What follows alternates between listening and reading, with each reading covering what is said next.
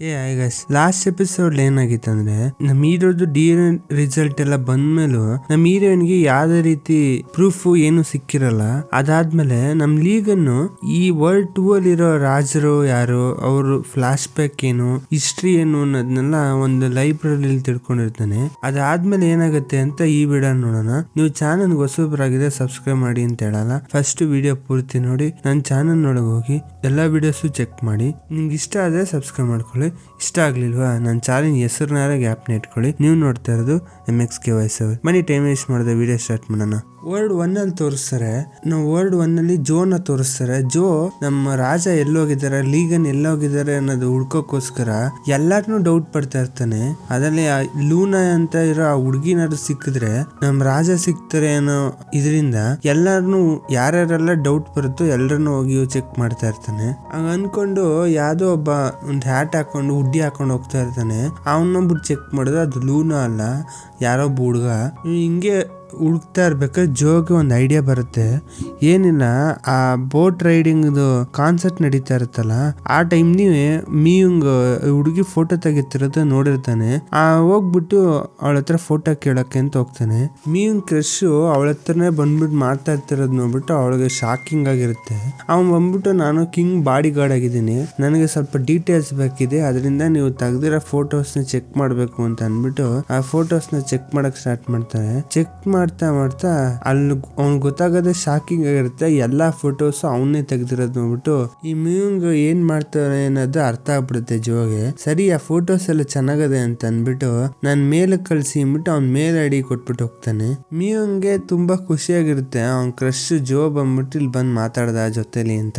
ಜೋ ಬಂದ್ಬಿಟ್ಟು court lady ಹತ್ರ ಎಲ್ಲಾ ವಿಷಯನೂ ಇದು ಹೇಳ್ತಾ ಇರ್ತಾನೆ. ಕಿಂಗು ಒಂದ್ ಹುಡುಗಿನ ಬಟ್ಟೆ ಹಾಕೊಂಡ್ರನ್ನ ಹುಡ್ಕೊಂಡು ಹೋದ್ರು, ಅವಾಗ್ಲಿಂತ ಕಾಣ್ತಾನೆ ಇಲ್ಲ ಅಂತ ಅನ್ಕೊಂಡು ಇದನ್ನೆಲ್ಲ ಮಾತಾಡ್ತಿರೋದ್ನ ಕೋರ್ಟ್ ಲೇಡಿ ಸ್ವಲ್ಪ ಕೂಡ ತಲೆನೇ ಕೆಡ್ಸ್ಕೊಳಲ್ಲ.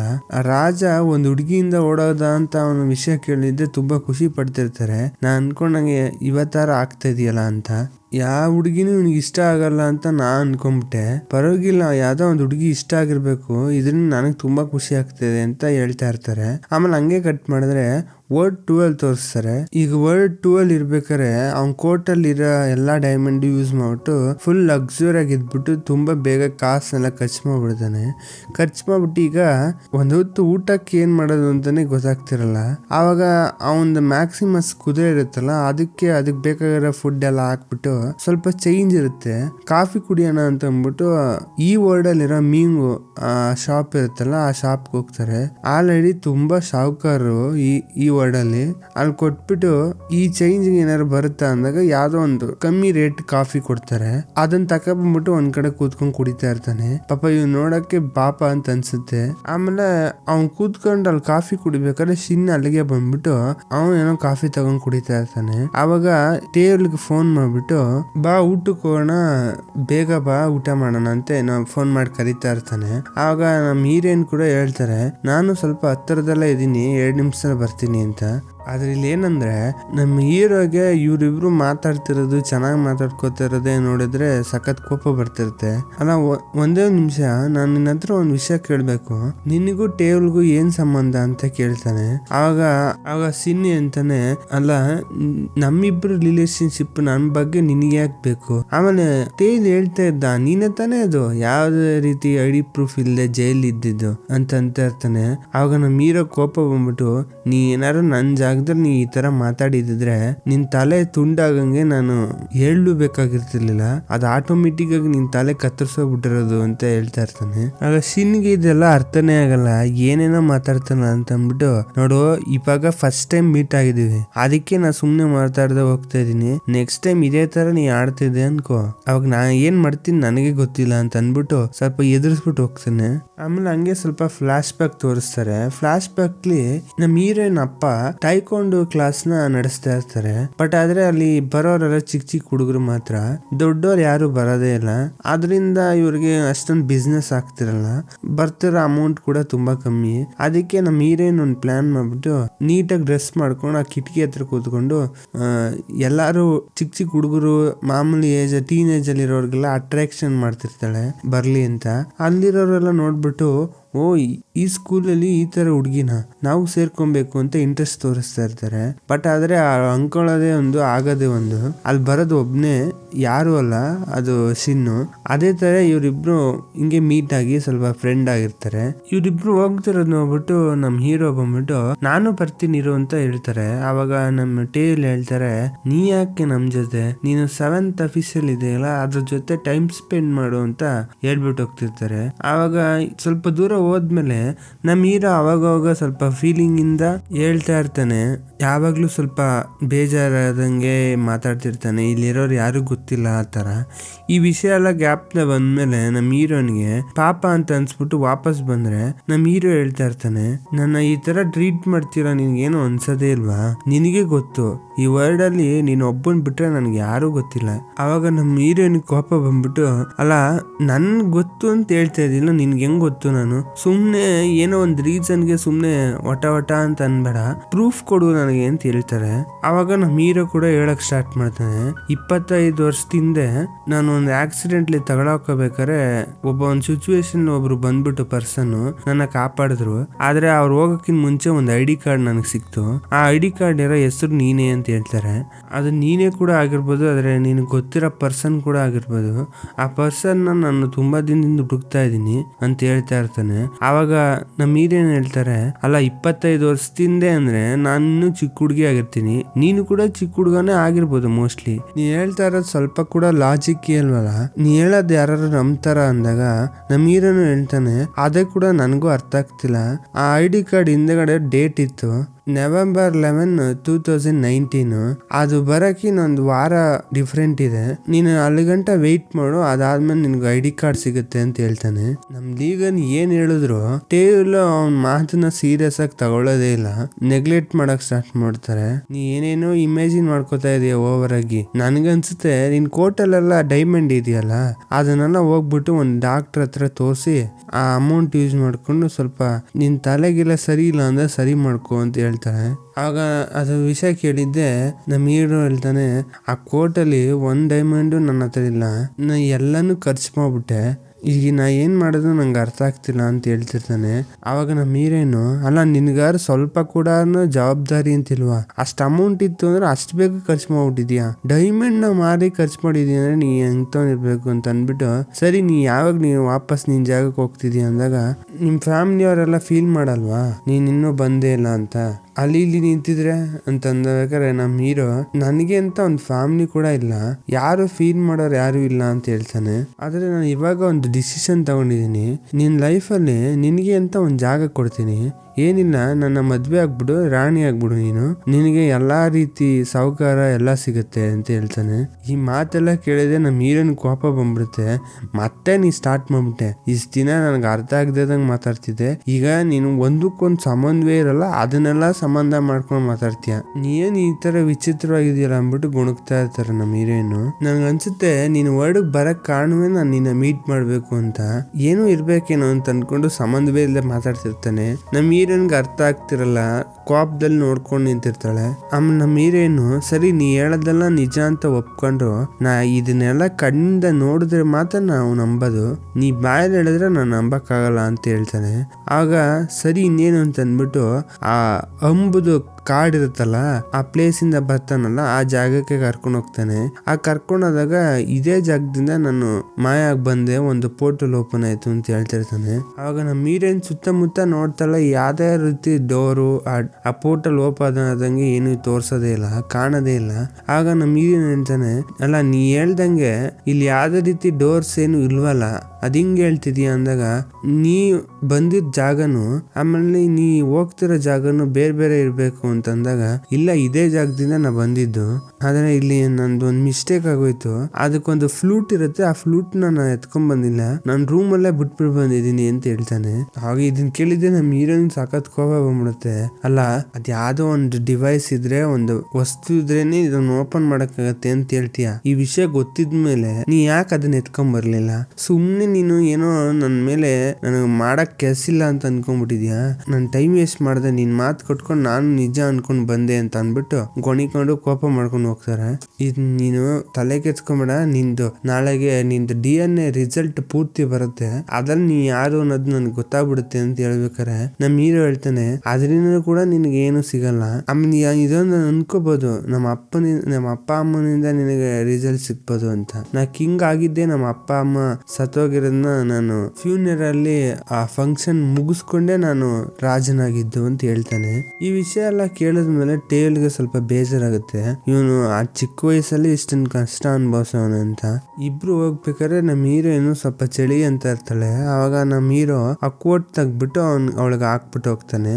ಆವಾಗ ಹಿಂಗೆ ಹೋಗ್ತಾ ಇರ್ಬೇಕಾರೆ ಸಿನ್ ಟಾಪಿಕ್ ನ ತೆಗಿತಾನೆ ನಮ್ಮ ಹೀರೋ. ಆ ಸಿನ್ ಯಾರು, ಅವನ ಹೆಸರೇನು ಅಂತ, ಆ ನಿನ್ ಜೊತೆಗ್ ಬಂದಿದ್ನಲ್ಲ ಆ ಫ್ರೆಂಡ್ ಹೆಸರೇನು ಅಂತ ಸಿನ್ ಅಂತ ಕೇಳಲ್ಲ.